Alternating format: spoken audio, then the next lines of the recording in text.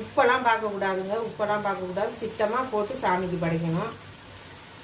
நான் இது சும்மா அவங்களுக்கு செஞ்சு காமிக்கிறேன். நான் இன்னும் 4 நாள் இருக்குது சாமி கும்பிடுறதுக்கு.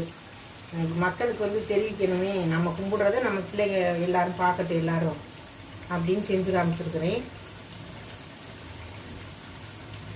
இதே மாதிரி செஞ்சு நீங்களும் சாமி கும்பிடுங்க வர்ற 3வது வாரம்.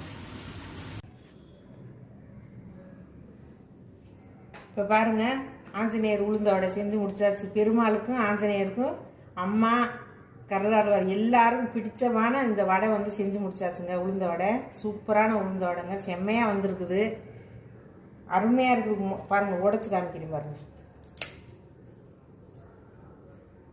சூப்பராக இருக்குதுங்க. இதே மாதிரி இந்த அளவுகளோட நீங்கள் செஞ்சு சாப்பிட்டு பார்த்துட்டு உங்களுக்கு பிடிச்சிருந்ததுன்னா எனக்கு லைக் பண்ணுங்கள், ஷேர் பண்ணுங்கள், சப்ஸ்கிரைப் பண்ணுங்கள், பெல் பட்டன்